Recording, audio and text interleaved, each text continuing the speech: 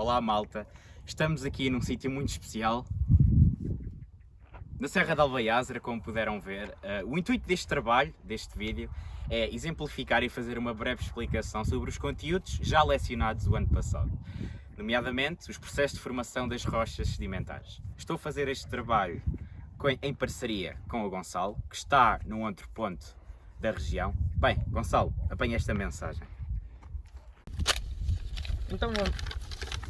Então vamos lá.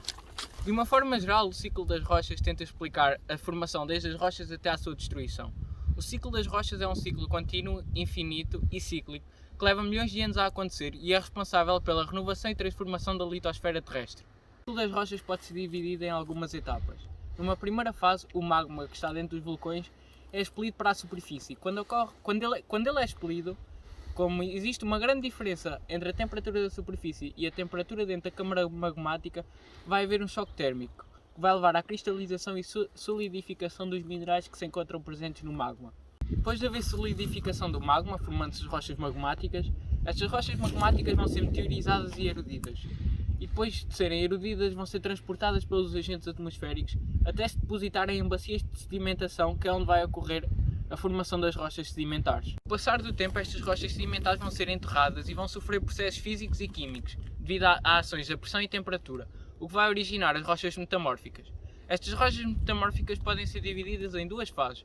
Pode ser por metamorfismo de contacto ou metamorfismo regional. O metamorfismo de contacto resulta da intrusão de magma a elevadas temperaturas em rochas pré-existentes na superfície terrestre. O metamorfismo regional é causado por pressões e temperaturas diferentes e está associada à formação de cadeias montanhosas, logo em limites convergentes das placas litosféricas. Depois destas rochas se formarem, vai continuar a haver variações de temperatura e pressões, o que vai originar o resto do ciclo.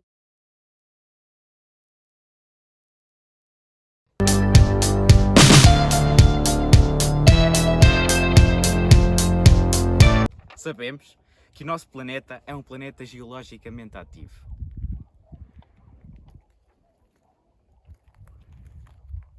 Um planeta sujeito a sismos, manifestações vulcânicas e tanto outros acontecimentos que nos são visíveis aos olhos de hoje em dia e que por vezes não nos trazem as melhores consequências. Bem pessoal, apesar das rochas sedimentares serem o nosso principal foco ao longo deste vídeo, iremos também apresentar os dois outros grandes tipos de rochas. As rochas magmáticas ou ígneas, resultantes da solidificação e arrefecimento do magma ou lava. Existem dois tipos de rochas magmáticas. As rochas magmáticas extrusivas ou vulcânicas, que resultam de rochas que se formaram após a solidificação da lava à superfície. Tem um arrefecimento rápido, logo os cristais, minerais, não têm tempo para se desenvolver. São rochas afaníticas e agranulares. Temos o exemplo do basalto. Quando o magma não chega à superfície, arrefece no interior. Tem um arrefecimento lento e os minerais cristais têm tempo para se desenvolver. Neste caso, falamos de rochas intrusivas ou plutónicas. Temos o exemplo do granito, uma rocha fanerítica e granular. As rochas metamórficas são rochas que resultam da alteração de rochas já pré-existentes, devido à presença ou à atuação de dois grandes fatores de metamorfismo: pressão ou temperatura. Existem dois tipos de metamorfismo. O metamorfismo regional, associado a zonas de alta pressão, onde ocorre uma reorientação dos minerais. Estão a este tipo associadas rochas com um aspecto mais foliado, como é o exemplo do gneiss. E o metamorfismo de contacto, associado a zonas de alta temperatura, onde há uma recristalização dos minerais. A este tipo de metamorfismo está associado rochas que não apresentam a tal foliação como as outras apresentavam. São de elas exemplos o quartzo e o mármore.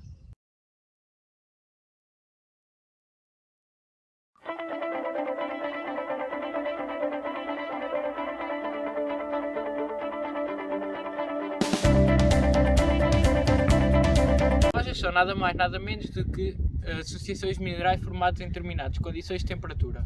As rochas saem do seu domínio teórico e vão para o seu domínio prático, onde são usados no dia a dia. Temos aqui, por exemplo, uma pedreira em que pode estar a ser utilizada a pedra que está a extrair para a produção de vidro ou outras coisas. Apesar das características que permitem manter uma certa rigidez e firmeza aos vários tipos de rochas, estas ao longo do tempo vão sendo desgastadas e desagregadas da rocha-mãe por fatores como a meteorização e a erosão. Estes fatores são muitas vezes confundidos, mas atuam em alturas diferentes dos ciclos. Em primeiro lugar ocorre uma meteorização, em que há um desgaste da rocha, e depois uma erosão, em que há uma desagregação da rocha-mãe. A meteorização pode ser dividida em dois fatores principais, como a meteorização química e a meteorização física. A meteorização física ocorre quando, por exemplo, há fatores como a água e o vento atuam nas rochas, ou seja, não alteram a sua composição mineralógica. E a meteorização química ocorre quando existe alteração dos minerais para manter esses minerais mais estáveis, por exemplo, na natureza. Bem pessoal, o Gonçalo já vos esteve a explicar em que consistia mais ou menos a alteração das rochas, dar umas certas ideias de meteorização e erosão. Agora vou-vos explicar mais aprofundadamente o que é isto da meteorização. Vou começar pela meteorização mecânica ou física. A meteorização mecânica ou física, como já disse anteriormente, é o tipo de meteorização mais frequente na natureza e que é mais fácil de encontrar.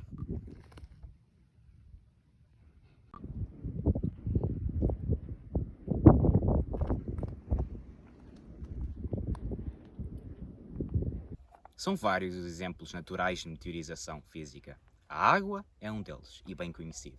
A água pode atuar como um fator de meteorização física em períodos de grande umidade, o que pode levar ao aumento de volume e retrações na própria rocha. Bem como a própria água da chuva, que é habitual nos nossos dias, pode ser um exemplo desta mesma meteorização. O gelo poderá ser também outro fator. A ação do gelo. Quando a água solidifica no interior das fendas e de poros de rochas, com as baixas temperaturas, ao solidificar, pode aumentar o volume da própria rocha, levando ao seu desgaste. Outro dos tipos de meteorização física que existe são a meteorização física causada pelos seres vivos, tanto pelos animais como pelas plantas. Os animais podem causar este tipo de meteorização cavando tocas perto das rochas, mas as plantas, por exemplo, podem entrar dentro das fendas que existem nas rochas e quando se desenvolvem e criam raízes, podem mesmo danificar e desagregar os diferentes tipos de rochas, como podemos ver ali, em que as raízes estão a dar a volta às rochas e estão a obrigá-las a desagregar-se da rocha-mãe. O tipo de meteorização física é a ação da temperatura ou termoclastia. Tal como a água que sofre variações de volume em contacto com temperaturas elevadas ou mais baixas, isto também vai acontecer aos minerais. Quando estes estão em condições de temperatura mais elevada, vão sofrer uma dilatação, e quando estão em condições de temperatura mais baixa, vão sofrer uma contração. Estes processos podem ser afetados por várias coisas, porque, por exemplo, quando temos uma rocha com vários tipos de minerais, vai haver vários tipos de pressão, consoante a temperatura a que cada mineral se transforma. Outro tipo pode afetar este processo é o facto de, por exemplo, uma rocha de grandes dimensões tem uma temperatura diferente da exterior e da interior e tem mais variação de temperatura no lado externo do que no lado interno, o que vai provocar uma esfoliação da rocha. Outro tipo de meteorização física é o crescimento de minerais ou holoclastia. Neste processo, quando, por exemplo, chove, a água vai se infiltrar nas rochas, nas fendas, e quando esta água evapora, pode ficar a presença desses minerais nas rochas. Estes minerais vão precipitar e expandir, o que vai levar mais tarde a uma desagregação da rocha-mãe. Temos aqui o exemplo de fendas em que este processo pode estar a ocorrer. Outro tipo de meteorização física é o alívio de pressão. Quando umas rochas estão por cima das outras, as rochas que estão por baixo vão sofrer pressão das rochas que estão à superfície. Mas quando estas rochas estão à superfície e começam a sofrer erosão, as rochas que estão por baixo vão sofrer um alívio de pressão, aumentando, fazendo com que haja uma expansão centrífuga do maciço rochoso. Esta expansão centrífuga do maciço rochoso vai formar diáclases. E também pode formar nas zonas de descompressão rochas com formas de esfoliação. Existe formação de capas concêntricas que, num processo designado de disjunção esferoidal. Temos aqui um exemplo de pressão que houve. Para além da meteorização física, existe outro tipo de meteorização, a meteorização química. Não iremos abordar muito ao longo deste vídeo, mas iremos explicar sucintamente no que consiste. A meteorização química é, no fundo, uma alteração a nível dos minerais das rochas. Os minerais já existentes dão origem a outros através de substâncias já dissolvidas na própria rocha. Este tipo de meteorização é mais eficaz nas rochas com um maior estado de desagradação, ou seja, no fundo, é mais eficaz nas zonas mais úmidas e quentes que facilitam as reações de transformação. Alguns dos exemplos de reações que desencadeiam este tipo de meteorização são as reações de oxidação-redução, hidrólise, hidratação e dissolução. Como disse no início, não vou aprofundar muito mais este tipo de meteorização química, apenas quis deixar uma leve ideia do que se tratava. Agora que já falámos da meteorização, vamos nos focar na erosão. A erosão é o processo pelo qual uma rocha se desagrega da rocha-mãe. A erosão pode ser dividida em dois tipos, uma erosão acelerada e uma erosão geológica. Uma erosão acelerada normalmente é influenciada pelo homem, enquanto uma erosão geológica é por fatores como a água ou o vento.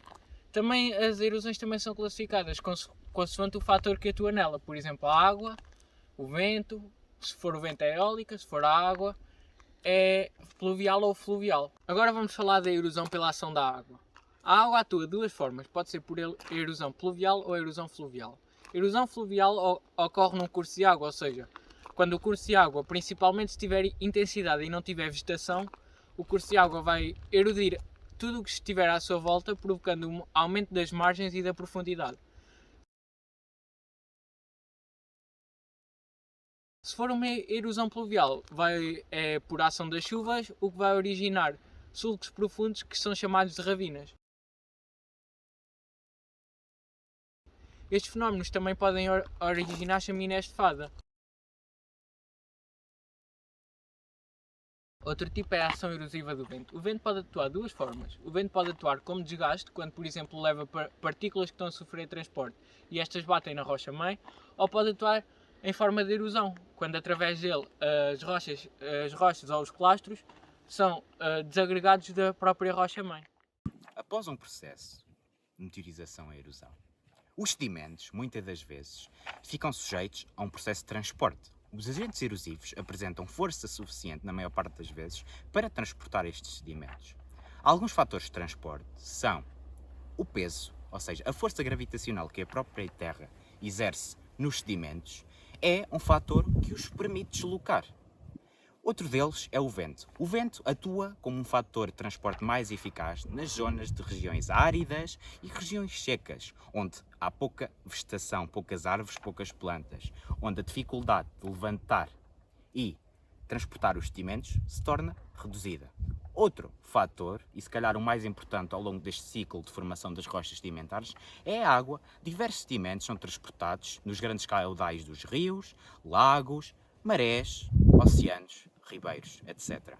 Os sedimentos podem apresentar diferentes características a nível da sua forma, consoante o seu grau de transporte. Sedimentos muito angulosos foram sujeitos a um pouco transporte. Sedimentos subarredondados tiveram um transporte mediano. E sedimentos muito arredondados, bem delimitados, têm uma taxa de transporte muito elevada relativamente aos outros que aqui acabei de referir. Nós pensamos que muitas das vezes os sedimentos transportados nos mais diversos rios, mares, lagos, ribeiros, etc., são transportados de formas iguais. Não, estamos totalmente enganados. Os sedimentos podem ser transportados por arrastamento, por suspensão, por saltação e por rolamento.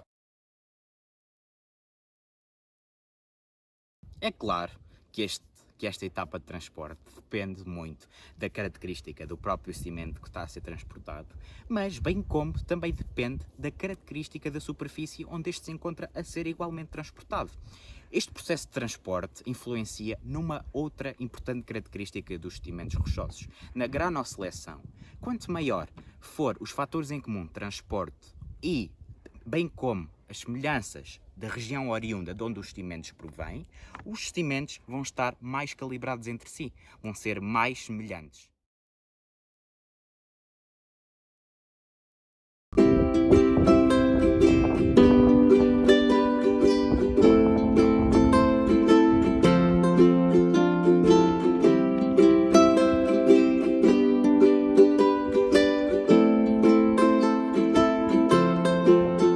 de transporte, como o Léo acabou de falar, vem a deposição. A deposição é quando os fatores de transporte não têm intensidade suficiente para continuar a transportar os sedimentos. E os sedimentos são depositados numa zona específica. Quando estes sedimentos podem ser depositados de duas formas diferentes. Sedimentos clásticos, que são os sedimentos normais, e novos minerais, que são os sedimentos que resultaram de meteorizações químicas. Como já vimos, estas fases podem acontecer em qualquer parte do planeta. E quando são depositados normalmente em forma de estratos, que podem ser paralelos ou entrecruzados. Os sedimentos depositados nestes estratos não têm de ter necessariamente a mesma idade de formação, mas têm de ter sim a mesma idade de deposição. Também é aqui, caso estes fatores todos aconteçam muito rápido, que se podem formar os fósseis. Bem pessoal, após o Gonçalo vos ter explicado a deposição, eu trago-vos aqui a última etapa deste longo processo, a diagênese. A diagênese consiste num conjunto de processos físicos e químicos que levam à transformação dos sedimentos numa rocha consolidada, numa rocha sedimentar, como as podemos ver neste tipo de ambientes ou em outros. Nem todas as rochas são sujeitas a este processo de diagênese. A areia é um exemplo, não é uma rocha consolidada. A diagênese divide-se em 3 etapas. A primeira delas é a compactação. Devido à compressão dos estratos superiores, os estratos inferiores acabam por sofrer uma certa pressão, o que leva principalmente à diminuição dos espaços livres, dos poros entre os sedimentos. Há também uma perda gradual, ou uma grande perda de água, durante este processo de compactação. De seguida, temos a cimentação. Algumas das substâncias dissolvidas na água, como o carbonato de cálcio, podem precipitar. Ao precipitar, vão ocupar aqueles espaços vazios entre os sedimentos e entre os estratos. E por fim, temos a cristalização. Durante esta etapa, alguns minerais alteram a sua estrutura cristalina. Como temos os exemplos da aragonite, presente nas conchas de alguns animais, passa à calcite.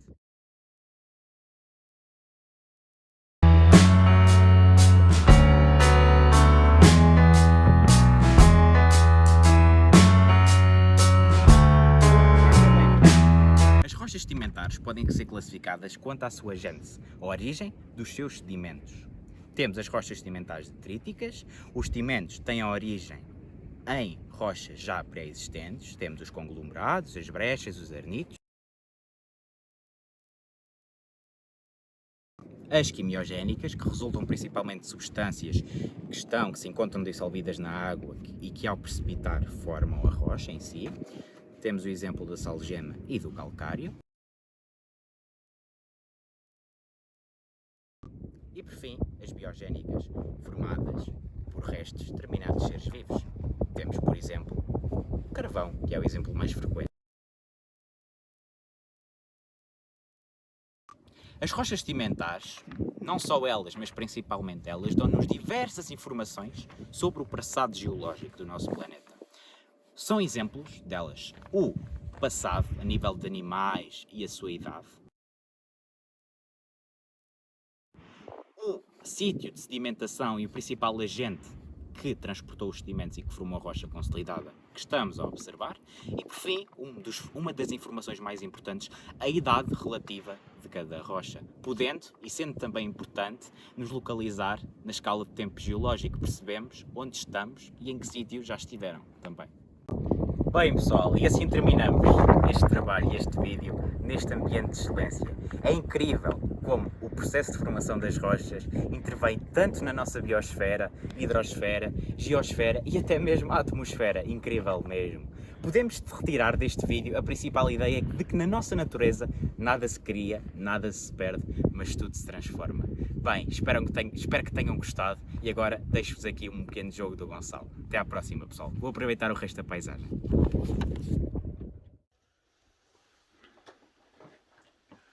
Vamos agora concluir o trabalho, espero que vocês tenham gostado de nós vos tentarmos levar aos locais onde os fatores acontecem. E estamos aqui dentro de uma gruta e gostaríamos de vos perguntar se vocês acham que algum dos fatores que nós falámos influenciou a criação ou desenvolvimento desta gruta.